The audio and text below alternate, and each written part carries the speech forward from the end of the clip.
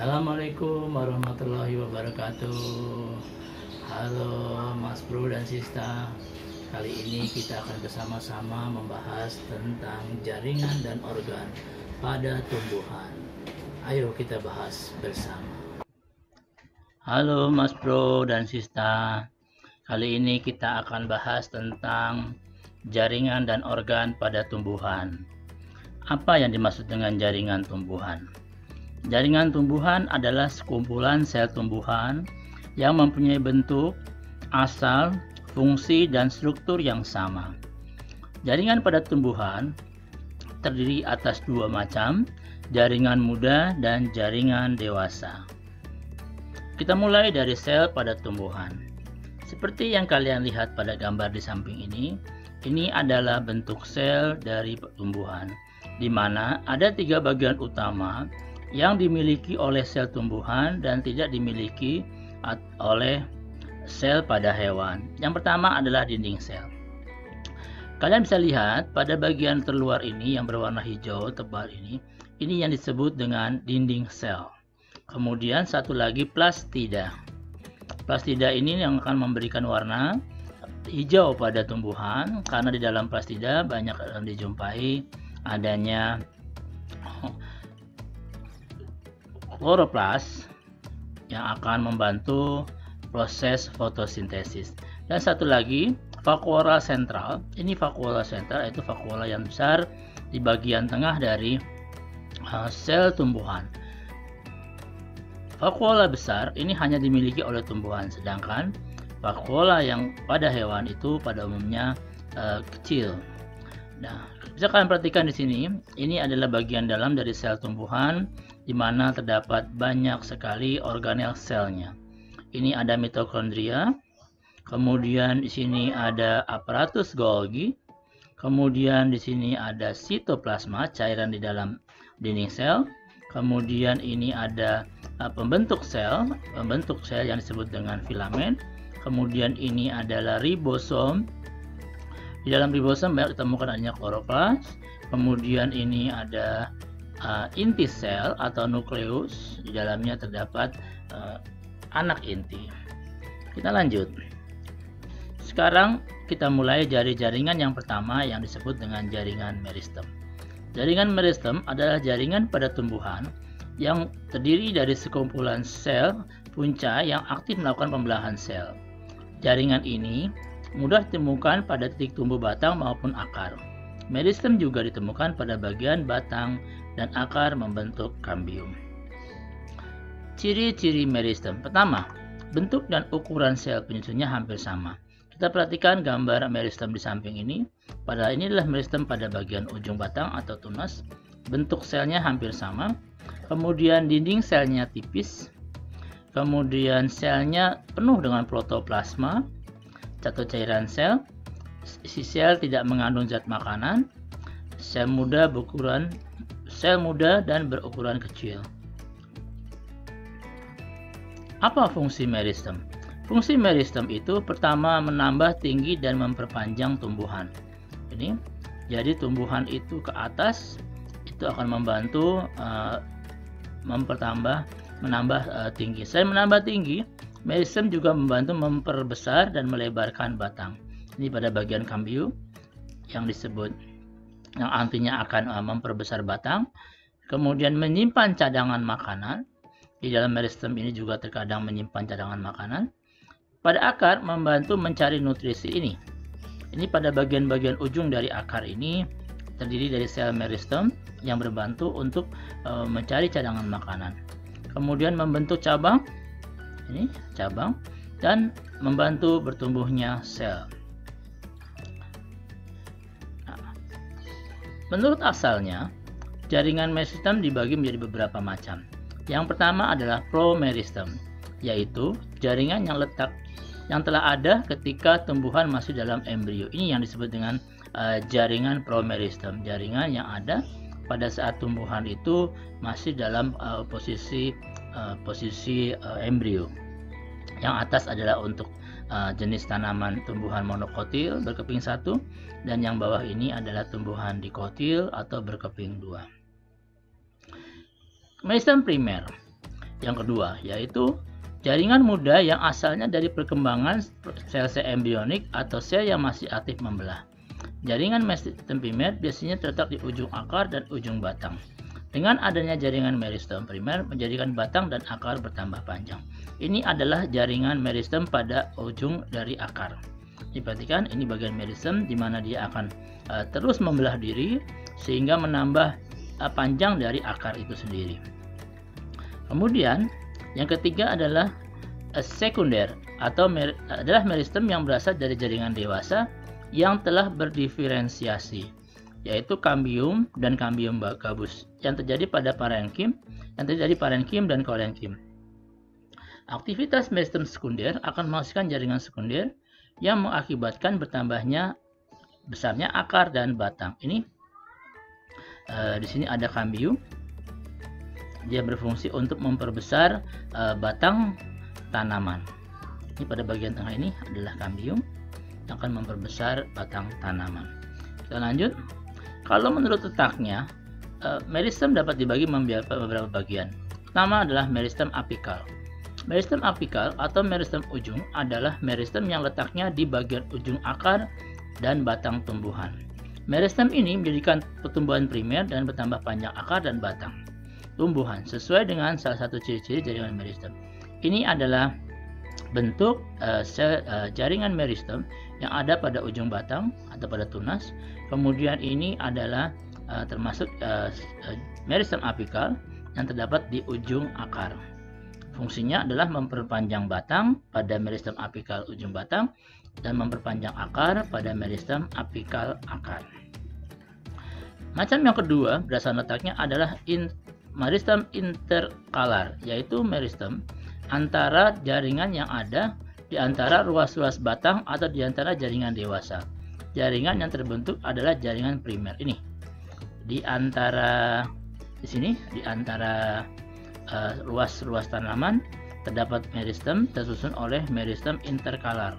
Dia ada di sini, meristem interkalar. Interkalasi meristem ada di sini. Tuh.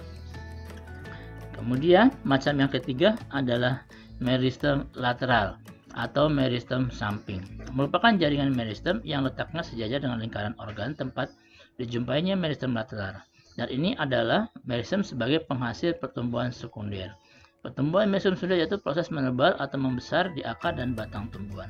Jadi kalau lateral ini dia nantinya akan berperan untuk memperbesar tubuh dari tanaman atau dari batang maupun dari akar. Sedangkan yang tadi yang di awal itu untuk memperpanjang. Kita lanjut sekarang pada jaringan dewasa. Jaringan dewasa adalah jaringan yang sudah berhenti membelah. Jaringan dewasa meliputi jaringan pelindung yang terjadi epidermis dan gabus, jaringan dasar atau disebut dengan parenkim, jaringan penguat yang terdiri dari kolenkin dan sklerentin, dan jaringan pengangkut yang terdiri dari xilem dan flum. Ini ada beberapa gambar jaringan di mana jaringan dewasa memiliki ciri satu telah mengalami diferensiasi, kemudian dia tidak bisa membelah lagi, dan bentuknya permanen seperti rongga sel besar, dinding sel sudah mengalami penebalan. Kita mulai dari yang pertama, epidermis. Jaringan epidermis atau jaringan pelindung adalah salah satu jaringan paling luar tumbuhan yang tersusun dari protoderm dan hanya mempunyai satu lapisan saja. Lapisan epidermis ini menyelimuti permukaan organ tumbuhan. Kita perhatikan, ini yang paling luar ini yang disebut dengan lapisan epidermis. Dia berfungsi sebagai pelindung. Ini lapisan epidermis bagian atas daun dan ini lapisan epidermis bagian bawah daun. Lantas, apa ciri lapisan epidermis? Pertama, tersusun dari sel hidup. Kedua, terdiri atas satu lapis sel tunggal. Tiga, beragam bentuk, ukuran dan susunannya, tetapi tersusun rapat, tidak ada ruang antar sel. Dia tidak memiliki klorofil. Kelima, dinding sel jaringan epidermis bagian luar yang berbatasan dengan udara mengalami, sedangkan bagian dalam yang berbatasan dengan jaringan dinding selnya tetap tipis. Lantas apa fungsi epidermis? Fungsi epidermis sebagai pelindung terhadap hilangnya air karena adanya penguapan, sebagai pelindung terhadap kerusakan mekanik, sebagai pelindung terhadap temperatur. Jadi dia melindungi tumbuhan dari suhu luar. Sebagai pelindung terhadap zat-zat makanan. Jadi zat-zat makanan supaya tetap tersimpan di dalam tubuh tumbuhan, dia dilindungi oleh epidermis. Kemudian melindungi tumbuhan dari air yang berlebihan. Dari penguapan air yang berlebihan. Jadi supaya airnya tidak terlalu banyak penguapan, epidermis juga akan melindungi. 6. Melindungi tumbuhan terhadap kerusakan mekanis. Kemudian menjaga dan mengatur suhu pada tumbuhan. Nah, macam jaringan epidermis. Jaringan epidermis tidak selamanya berbentuk selapis sel. Terkadang dia mengalami modifikasi karena kondisi lingkungan. Sebagai contoh, pertama ini yang dimodifikasi menjadi stomata yang berperan untuk keluar masuknya cairan dan zat makanan. Kemudian ada yang bermodifikasi menjadi seperti rambut, ini yang disebut dengan trikoma. Kemudian ada yang termodifikasi menjadi duri, ini seperti pada kaktus, ini duri. Kemudian ada yang termodifikasi sebagai filamen, ini filamen, bentuk filamen. Kemudian ada yang termodifikasi sebagai sel kipas. Ini yang namanya sel kipas. Dia mengalami pembesaran sel kipas. Kemudian ada yang berbentuk kesik atau sel silika. Ini yang disebut dengan kesik atau sel silika. Itu adalah macam-macam bentuk epidermis yang mengalami modifikasi. Kita lanjut pada jaringan dasar. Jaringan dasar pada tumbuhan adalah jaringan yang mengisi sebagian besar tubuh dari tumbuhan. Jaringan dasar biasa dikelompokkan menjadi 3 jaringan berdasarkan derajat penebalan dinding selnya. Ada parenkim, lebih tebal lagi disebut dengan kolenkim, dan lebih tebal lagi disebut dengan sklerenkim. Khusus untuk kolenkim dan sklerenkim, ia digolongkan kembali menjadi golongan jaringan penyokong yang membentuk tubuh daripada tanaman. Lantas, jaringan parenkim disebut juga dengan jaringan dasar atau ground tissue. Karena jaringan parenkim umumnya terdapat di setiap bagian tumbuhan, di mana terdapat jaringan lain di dalamnya. Sel jaringan parenkim merupakan sel yang berdinding tipis, yang membentuk bagian dalam banyak struktur. Tanaman non-kayu termasuk batang, akar, dan daun. Parenkim dikenal juga dengan korteks atau pengisi rumput utama batang. Jadi, ciri parenkim, pertama selnya berbentuk segi 6.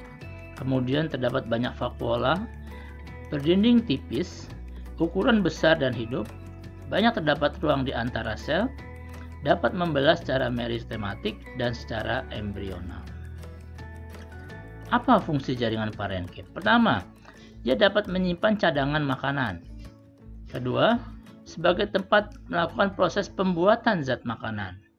Ketiga, dapat melakukan proses pengangkutan. Seperti pada yang dekat dengan silem, melakukan proses pernafasan karena banyaknya ruang antar sel, dapat menjadi jaringan penyimpan air, dan dapat berfungsi sebagai jaringan penguat karena sifatnya yang turgosen dan telah mengalami lignifikasi. Jaringan parenkim hampir terdapat di seluruh organ tubuh seperti dalam daun, mesofil, batang dan akar, endosperma, jaringan sel tempat menyimpan cadangan makanan, empulur batang maupun pada daging buah. Berdasarkan bentuknya, parenkim menjadi beberapa kelompok.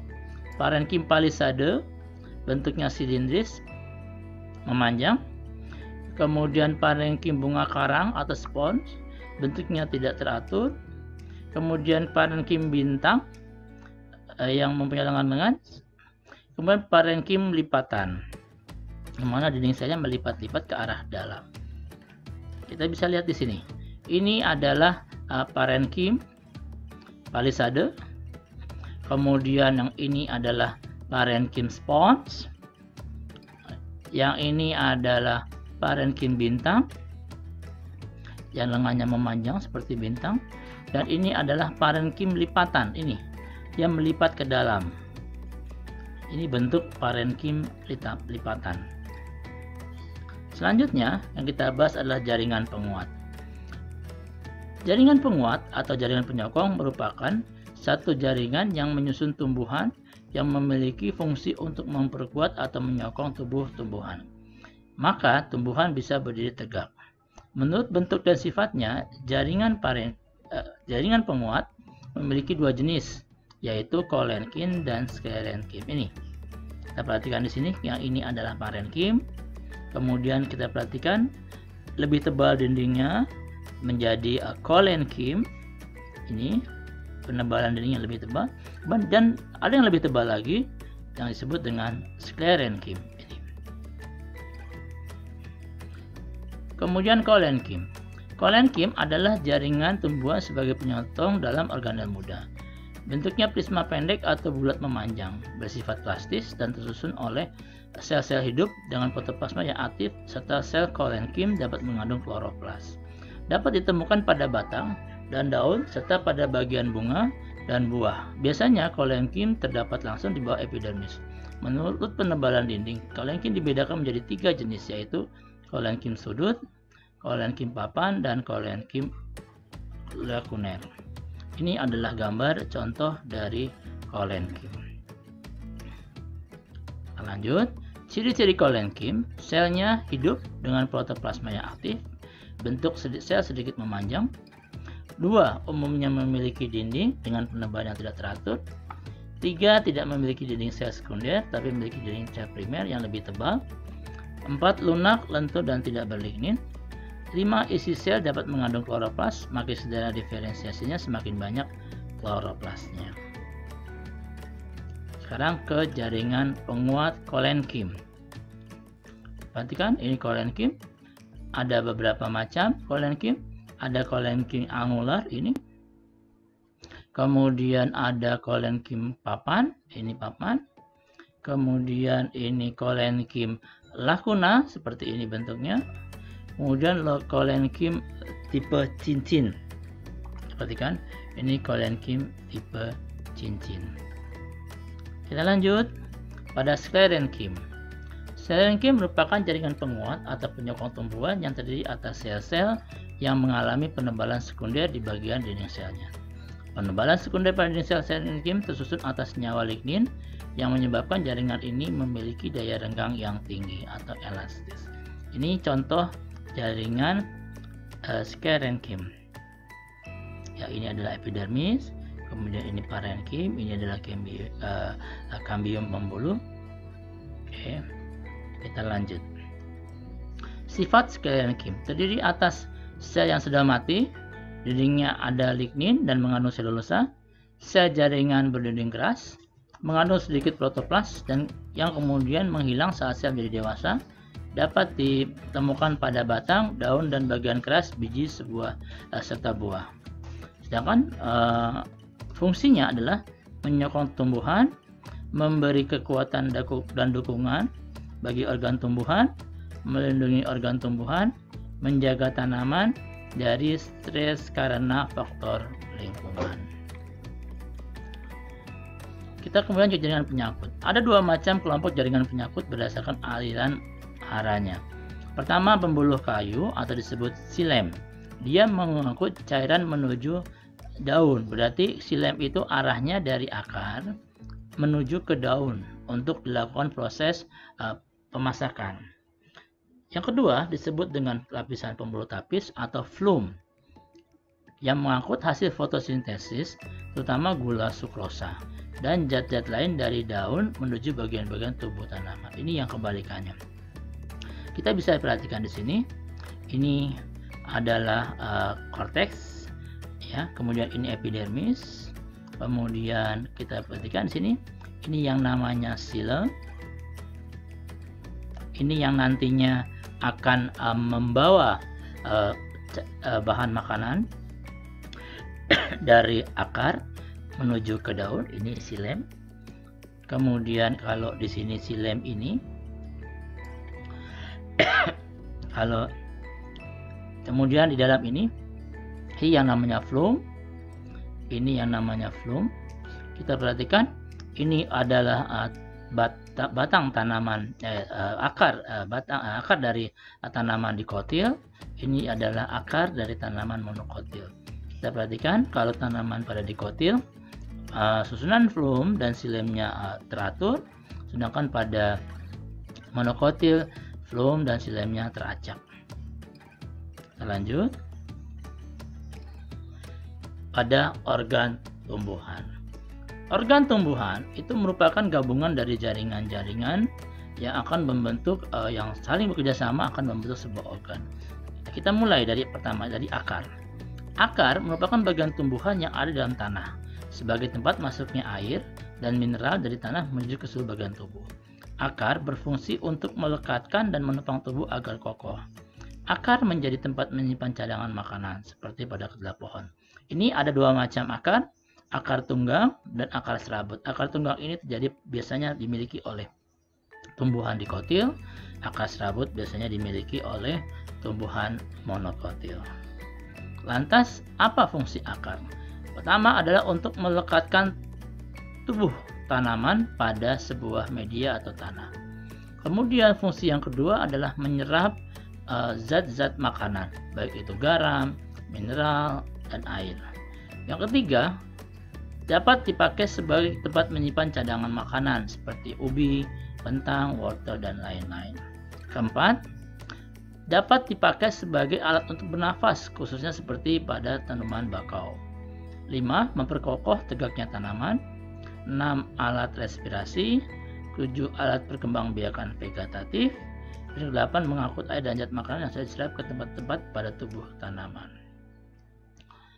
Sifat akar merupakan bagian tumbuhan yang terdapat di dalam tanah, tidak berbuku-buku, tidak berluas, dan tidak mendukung daun-daun. Kemudian warnanya tidak hijau, biasanya keputih-putihan. Tumbuh terus pada ujungnya. 5. Bentuk ujungnya seringkali meruncing, sehingga lebih mudah untuk menembus tanah. Kemudian ini adalah bagian-bagian dari akar. Ini adalah zona pembelahan sel, dia akan terus memanjang. Ini adalah zona memanjangkan akar. Ini zona untuk akar yang sudah matang, yang siap untuk bekerja. Ini ada bagian yang terluar, epidermis, bagian yang abu-abu. Kemudian yang kuning ini adalah korteks. Kemudian ini floem dan ini xilem. Ini kalau kita potong secara vertikal. Kita perhatikan di sini, ini bagian ada yang hulu akar, baik pada monokotil maupun dikotil juga sama.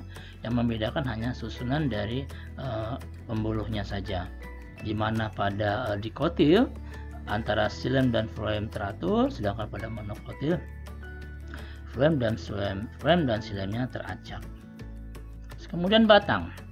Batang adalah bagian utama tumbuhan yang terdapat di atas tanah dan juga akan mendukung bagian-bagian lain dari satu tumbuhan, yaitu daun, bunga, dan juga buah.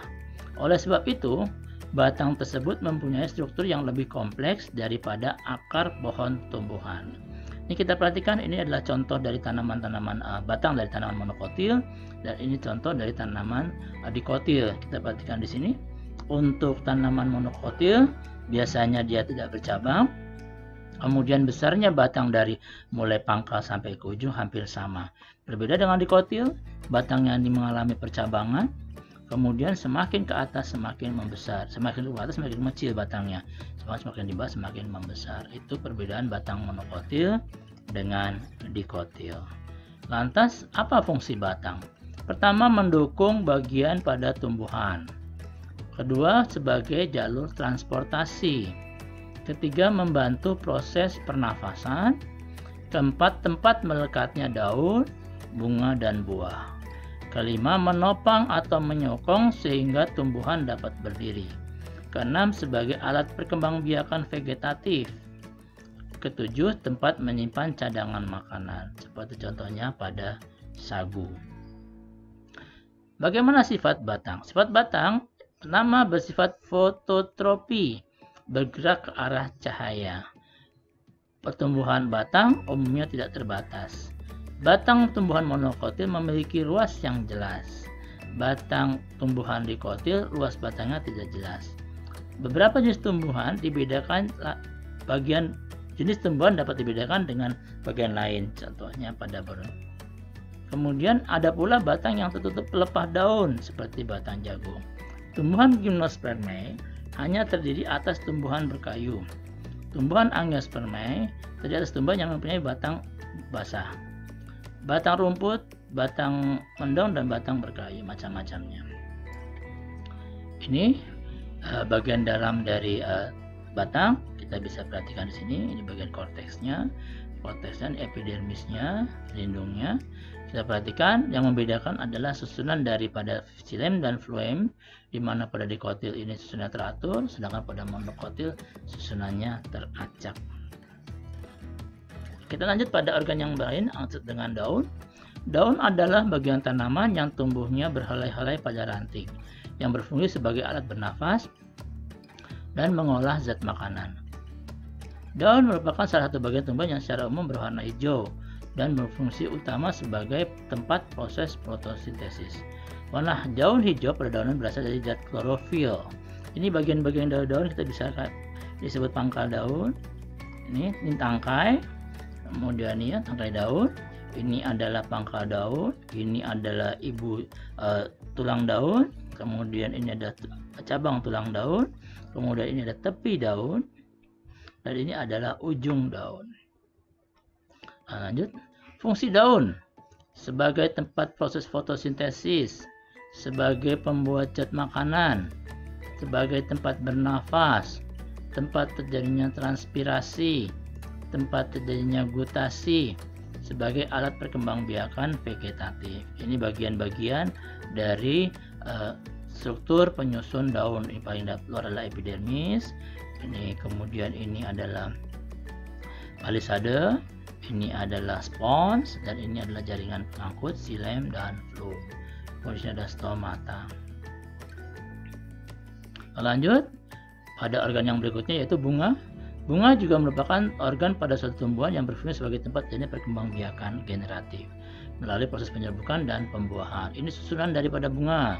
Ini adalah tangkai bunga, ini adalah kelopak bunga, ini mahkota, ini adalah alat perkembangbiakan jantan, benang sari yang nantinya akan menghasilkan serbuk sari, dan ini adalah alat perkembangbiakan betina yang disebut dengan putik. Fungsi bunga sebagai organ untuk berkembang biak, sebagai organ yang digunakan untuk bertahan pada kondisi yang kurang menguntungkan, untuk menarik perhatian serangga agar mau hinggap dan membantu proses penyerbukan, untuk meneruskan proses perkembangbiakan. Manfaat bunga bagi manusia bisa sebagai ungkapan simbol kasih sayang, untuk menyejuk udara, sebagai penenang, menambahkan nilai estetika, mencegah rasa ngantuk, sebagai aromaterapi, membantu dalam proses pengobatan, dan sebagai dekorasi. Yang terakhir, organ terakhir adalah buah. Buah merupakan bagian tumbuhan yang berasal dari bunga. Buah dihasilkan dari penyerbukan antara putik dan benang sari. Dalam buah tersendiri terdapat biji yang merupakan bagian yang sangat penting dalam tumbuhan sebagai alat perkembangbiakan secara generatif. Hal ini terjadi karena biji yang ditanam nantinya akan tumbuh dan berkembang menjadi suatu individu baru dengan sifat yang menyerupai induknya. Kegunaan buah macam-macam, berbagai macam. Ada untuk mengurangi kadar kolesterol, menjaga kesehatan mata, menurunkan tekanan darah, mencegah penyakit kanker, meningkatkan kecerdasan otak, untuk pencernaan, anti-inflamasi, menyehatkan tulang, menguatkan imun, mencegah penyakit jantung, menurunkan berat badan, mencepat penyembuhan luka, mencegah asma, diabetes, dan bagus untuk kulit.